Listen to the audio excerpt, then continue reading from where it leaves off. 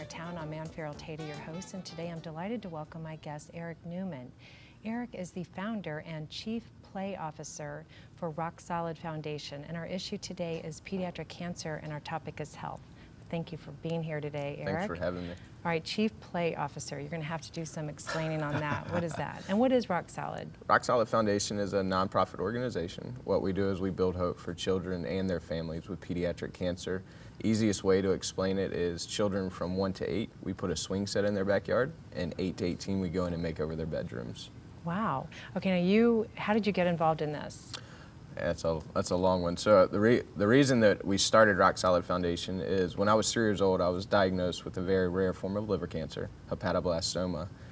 Underwent chemotherapy at the local children's hospital, and during that time, they came in and told my parents the worst news of their life, that their child has cancer, and they rushed me into surgery, and they ended up taking close to 3/4 of my liver out. And then I was in chemotherapy for about 5 years, got put into remission. And this is where the story, I guess having pediatric cancer would make me want to try to give back, but this is where the story gets a little crazy. I was the second child, 3 years old when I was diagnosed, and then my dad's sister, second child, 3 years old, was diagnosed with leukemia. And Shannon fought the battle just as I did till she was 5 and got put into remission. So then you fast forward a little bit more, my dad's brother, second child, 3 years old, got diagnosed with an inoperable brain tumor. We lost Nicole. Gosh.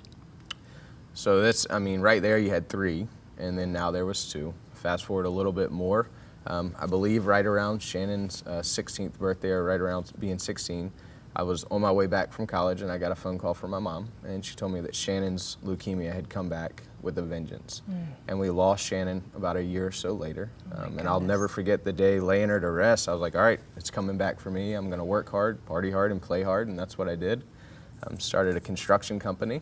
Was somewhat successful with that, but in 2008, I lost absolutely everything. Sounds like a horrible country song. Lost my girl, lost my dog, lost my trucks. But no cancer. No cancer. Cancer didn't come no back. cancer came back. And so I did what any responsible businessman would do, is I drained my bank account, went to Costa Rica and went surfing. And while I was there, I took a journal and a Bible with me, and I just wrote down a simple word, hope, on a piece of paper. Came back. I'd love to tell you I came back because it was this huge transfiguration, but I ran out of money. My mommy and daddy had to get me home. At least you're honest. I'm being honest. And so with that word hope, that's all that I had. And I had absolutely no idea what it was about. And then by coming back, we threw a fundraiser for our local children's hospital and raised close to $7,000 the first time out, and we donated it. So I was able to present one of those big checks. Yeah. And while you I was just there, did this on your own. Yeah, well, not just my own. I have always had a lot of great people around me. So just the connections I had in construction, and raised the money, and I was able to present the check, being a childhood cancer survivor. And while I was waiting my turn at the local hospital, I was sitting in the gaming center where a little guy, recognized him, ran past me, balled as a cue ball, IV pole, chasing as fast as he can with Mama Bear holding on to it, and they stopped right beside me. And she asked me, she was like, "What are you doing sitting here?" And I proceeded to tell her the story for the first time about pediatric cancer, and she started to cry. Wow. And she told me that I gave her and her husband hope that her son would be sitting in my seat one day. And I hadn't heard that word hope in that context since I'd been back from Costa Rica. So that you immediately Triggered. remembered. Automatically triggered. So I knew all of the chaos, I guess, and tragedy in my life with construction and cancer. What we did is we married them two together. Yeah. And that's where our tagline is, building hope for kids with cancer. I knew how to build, and we were trying to figure out how to build hope. So. Yeah. How prevalent is pediatric cancer in this community, but also in the nation? In the nation, depending on what statistics you look at, close to 16,000 families 16,000 kids get diagnosed a year. And that also includes relapsing and stuff. So the Roc Solid's BHAG, Big Hairy Audacious Goal, is one day we hope to be able to build hope for 16,000 families. Now, will it be in my time? Maybe not. But. Yeah. So how much was that, as far as the decisions you made growing up, is that something that you, having experienced this, did you have fear about it, or did you just sort of go and live your life without trying to forget the past about your pediatric cancer? No, I think pediatric cancer is kind of what I would say my thorn in my side. Yeah. If I have a hangnail, I think it's bone cancer. And so it's something that I've learned to channel instead of just pity me. Right. I choose to channel that and kind of push that to a side and push forward, and to, instead of focusing on me, just focusing on the love of the other families tends to allow me to forget about it a little bit. Right. So. And who do you reach? I mean, is it in all over Hampton Roads or South Side or Peninsula? So Roc Solid Foundation has been able to build well over, we stopped keeping count because every child has a name, and so we just try not to focus on the number. But we've probably been able to complete over 230 projects. And we've traveled north as Connecticut. We've built a couple in San Diego, wow. California. We have a great donor out there, and she's just really loving it. She lives part-time in Virginia Beach, and so Boston, Texas. So it's really, we have a great model to where we can send people just to go love and serve, and we partner with the local children's hospitals in that area. So the local community is getting out and helping the local kids and just loving and serving on them. So going back to the model, you try to reach the families at the very beginning of the diagnosis, is that right? Yes, ma'am. We so this journey that they're entering, for girls it's probably close to 2.5 years. For boys it's anywhere from 3 to 4 years because of the reproductive system. So this is not just a one and done type of hospital visit. So the way it works is we came up with this idea. It's a long journey, and I hate the saying that there's light at the end of the tunnel. Yeah. I truly believe we can be the light all the way through the dark tunnel. Yeah, so at the that's very good. beginning, what we do is we provide the families, when the doctor walks in and tells the family the worst news of their entire life, I'm sorry, your child has pediatric cancer, there's usually a social worker or a child life specialist, and they walk in with a blue duffel bag, and that's called the Roc Solid Ready Bag. The way we came up with that is that I was talking with my mom, and in our corporate headquarters in the room over her garage, and asked her what was the one thing that she remembered about the day I was diagnosed. And she said the fact that my dad had to leave her on the worst day of her life. So what we do is we pack the bags for him. It's got a roll of quarters in there for the vending machines. If baby bear is hungry, you want to feed them. It's got a tablet, so the child is able to be active, or not active, but they're used to being active. So now they're trading in play for needle pricks and chemo. So it keeps them focused in. Pillows, toiletries, and all of that. It's just a 48 survival pack, if you will, for the families. And do you are they at the doctor's offices? Is that where you keep them, or how do they notify you? They're at the hospitals. So they keep them at the hospital. They keep them at the hospitals. So the hospitals that we partner with, we ship them to them. And this is kind of like our Navy SEAL type of thing. We don't promote the bags really that much. It's just, even though you can't always see the Navy SEALs, they're watching. So right. Someone called us that before, and it's when the doctors walk in, they walk in with the bags. And so wow. it's really at ground zero where we get to love the families. So are you in all the hospitals in this area? We are in all the hospitals in Hampton Roads, and we have partnered with a couple on the West Coast, and then also we're in other talks. Right. We've identified the top 25 hospitals in the United States, and our goal is to be able to partner and put these bags in the hands of all the hospitals. So talk a little bit about a child that's going through this, as far as what are they thinking, and and do you have memories of your cancer? I do. You were pretty young. I think I have memories that my parents told me about. And I see it now more so the more time that I spend at the hospital. Some stuff kind of comes back to me, but I also witnessed it with my 2 cousins. And so it gave me a firsthand experience. But seeing it with every single child, the one thing that we never had to be taught to do, anybody in the world, you put a toy car in front of a child, they don't have to be taught how to play. Right. But when a child is diagnosed with pediatric cancer, play is automatically stripped from them. And so what we do is we just try to make sure they don't lose out on the one thing that they can never get back, and it's their childhood. Yeah. Because play is something to where they should be thinking about pirate ships and spaceships and just living and loving life. But right. now their play is replaced with chemo, doctor's appointment, needle pricks, and no child should ever have to go through that. No human being should ever have to go through that. Well, what does that actually look like? Other than the Kindle video games or reading, what does it look like? How can they have a sort of a normal childhood of play? One way that we can, and one thing is we bring the swing sets. So in our Play It Forward project, it's kids from 1 to 8 receive the swing sets. And so the reason is that we take them to their backyards, because most kids that are diagnosed with cancer, their immune systems have crashed. So public parks are completely off limits to right. them. So what we do is we rally some volunteers, the community around them. We pick them up in a limo. Oh my! And then from the hospital? No, from their home. Oh, so we pick them up from their home. I see.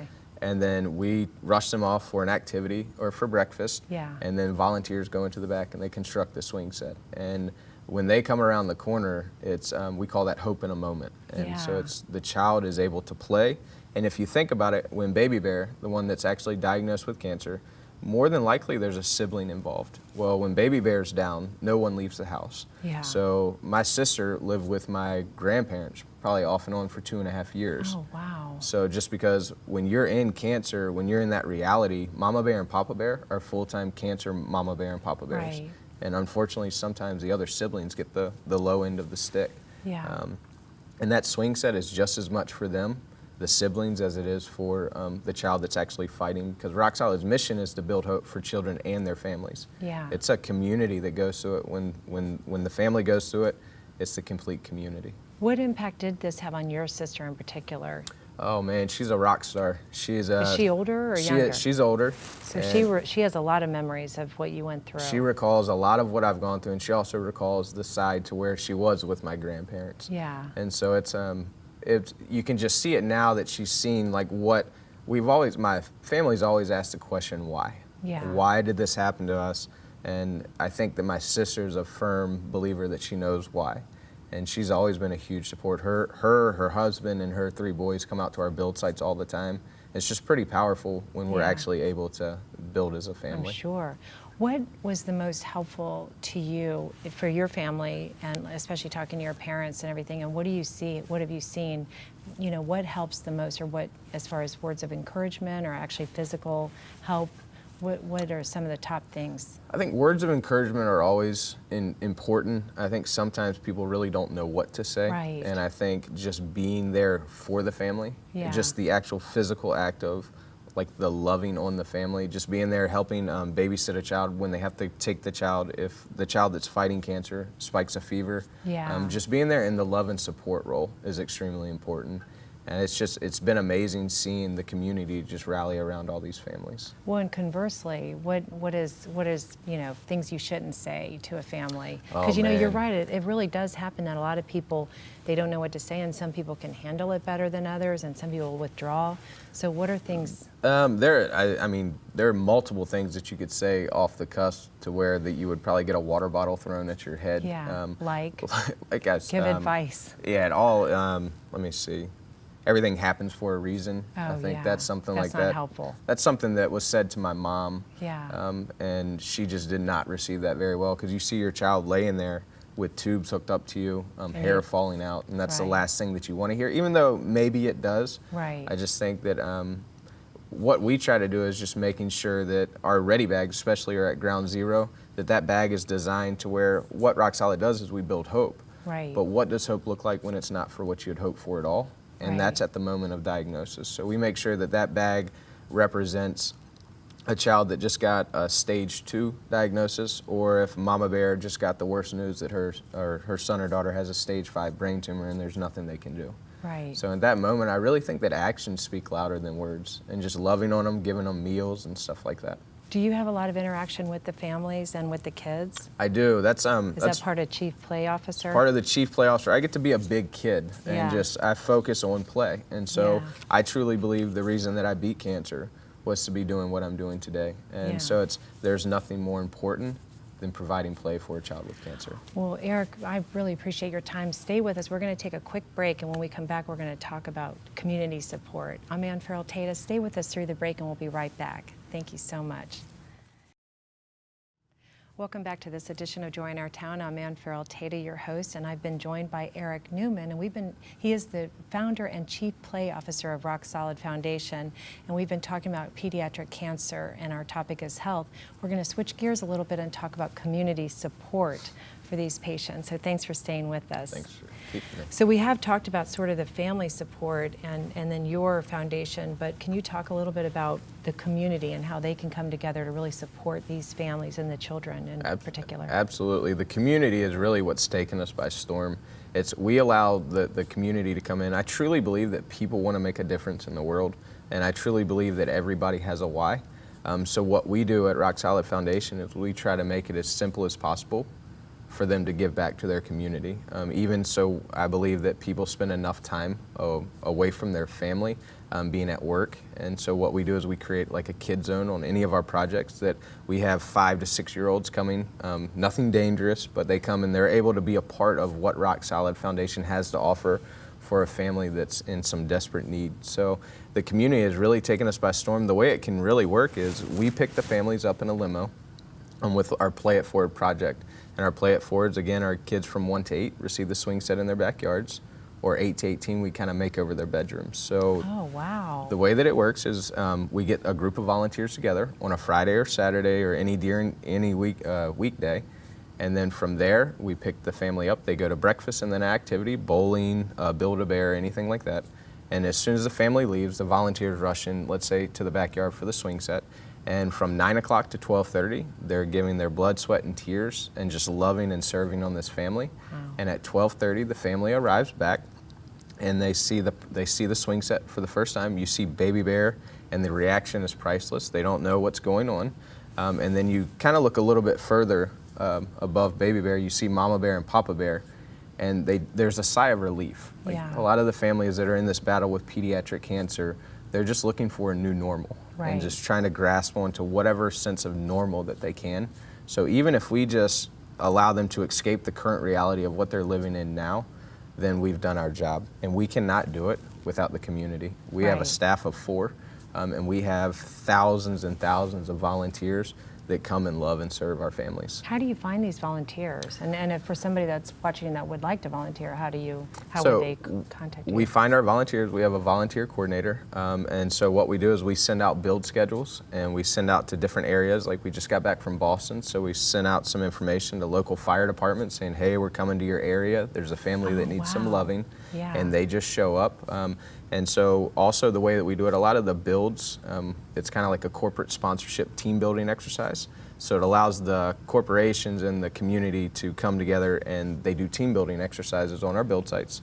And from there, they're able to be a part of something, I think, truly bigger than themselves, and it really rallies everybody together. When you're sweating next to somebody and you rub up next to them and they're kind of sweaty, you bond, like it or not. So are there playground equipment people that are donating these we do not swing sets? We do not have them donated yet. We have an amazing manufacturer that gives us a pretty good discount. Yeah.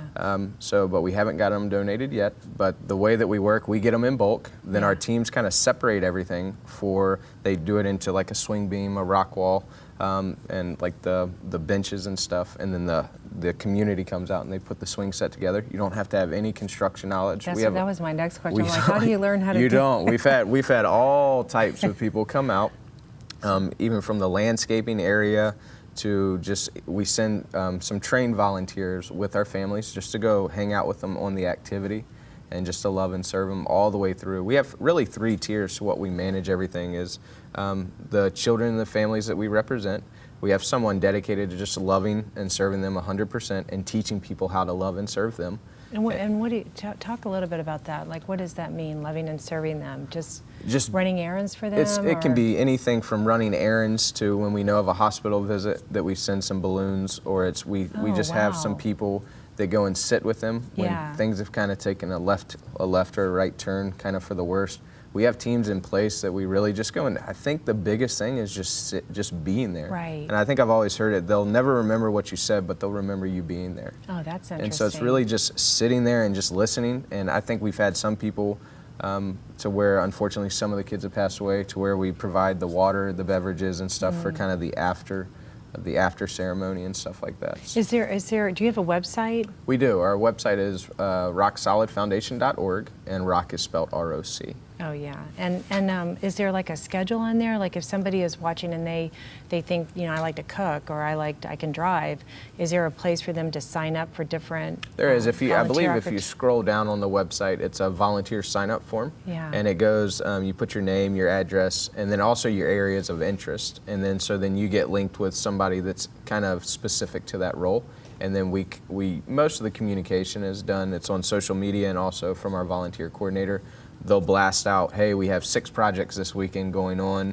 We can take 5, 6, 10, 20 here and there, and it's really first come, first serve. Yeah. And we've never had a shortage thus far because it's a true impact. Oh, You can see yeah. it, touch it, feel it that day. Absolutely. And what about, so I guess you're involved with the parents. You're coordinating all this with the parents. Yes. And do the siblings know about it, or do they keep them in the dark too? It really depends on where the child is in the treatment cycle.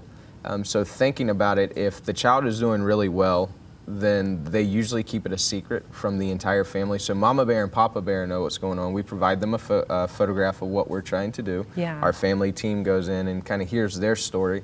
And then, but if the child is not doing as well, sometimes I use it as a pick-me-up, saying, Yeah. hey, if you take this pill or if you do this for us. Remember, Roc Solid's coming to build you this swing set. So depending, it's right. hope. And what does hope look like is one of our big sayings, and we allow the families to use at their own discretion. Yeah, that's if they need to great. leverage it. And you would be Right. surprised, like I have the honor to go sit with a lot of these families, sometimes in the hospital or just at their home, and just talking. I was like, well, next time you see me, it's a huge surprise. Like, and every child likes to play, and we really hone in and focus on the act of play. Yeah.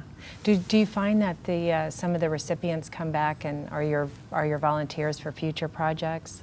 Absolutely. That's probably one of the best moments. Yeah. And when we first started this thing, I was sitting with a group of 3 guys, and one of the guys said, man, wouldn't it be so cool after we built a swing set for someone, that family, once they got ready to do it, that they could come back and present like the swing set, because we have a little yeah. ceremony. Because so with me, I'm Yeah. 28 years cancer free. Yeah. So when Mama Bear and Papa Bear look at me, they're like, hey, you know what, our kids can do that. Right. But sometimes the far off, Yeah. some of these families are just living day by day. Yeah. And so then we bring a family to present the swing set to them. That's what we call a true play it forward. Yeah. And so a family comes and they present the swing set, because that Mama Bear can look at that Mama Bear, And now be what you're doing, and be encouraged in building a Yeah. community. Right. And they can look at that and be like, hey, you know what?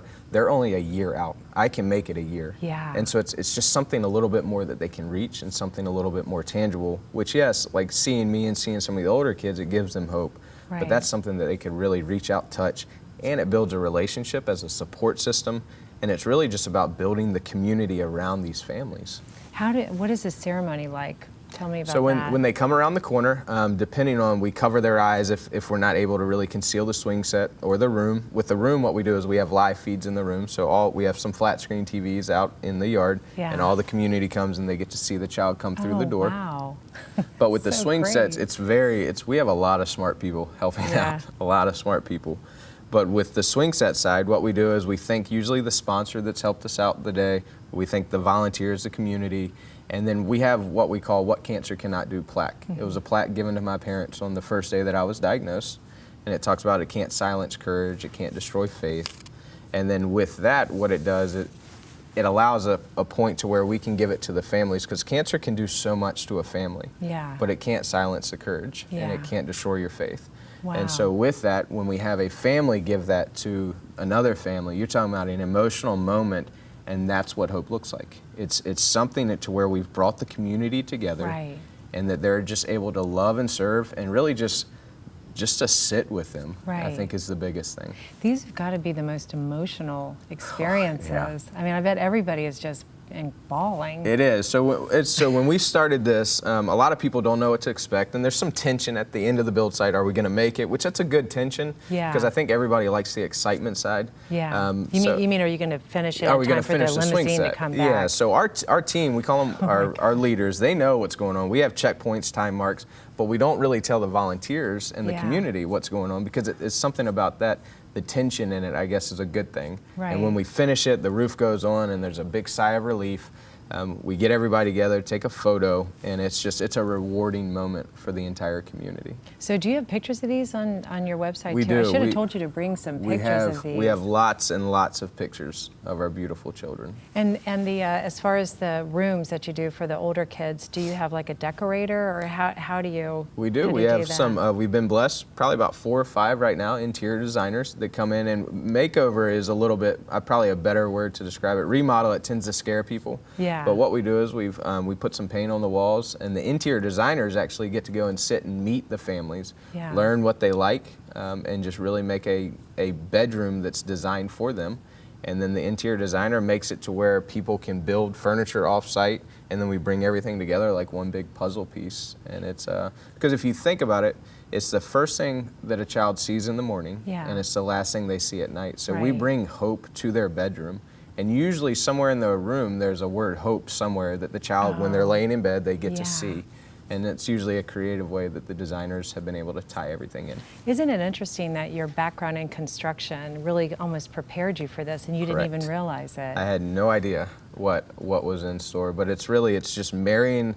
I believe that everybody has a why. Right. And it's marrying the knowledge that you've gained. I call it like the little testimonies that I put in my pouch. And when something presents itself, I'm able just to combine the knowledge, the God-given knowledge that I've been given, Yeah. just to love and serve Right. other people. And it's, I never would have thought that this is what I would be doing when I lost everything in 2008. Yeah. Do you stay in touch with the family, and how do you handle when the child doesn't make it? So we do stay in touch with the family. Like I said, we have a team dedicated that all that they do is love and serve the families. Right. So on their birthdays, they get birthday cards. We really just, again, it's the journey Yeah. of 3 to 4 years that these families are in that tunnel. And I believe that we can be the light all the way through the tunnel. Yeah. And dealing with the death of some of their kids, that's probably, I think that it's not always easy, but it's Yeah. always worth it, I think Yeah. is what I have to say to myself quite a bit, because we Right. just lost a little buddy of mine not too long ago, a couple weeks ago. And it's probably one of the hardest things that I have to deal with. And I have an amazing wife Yeah. that supports me totally. So. Well, and that's the thing is, the bottom line is you're still, even in that, you're still offering hope to the families and to the community around you. Right. This is so amazing. I love learning about this, and I'm excited to go and see some of these projects that you've done. Thank you for being with us. Thanks for having me. I'm Ann Farrell Tata. This is Join Our Town. We'll see you next time. Thank you.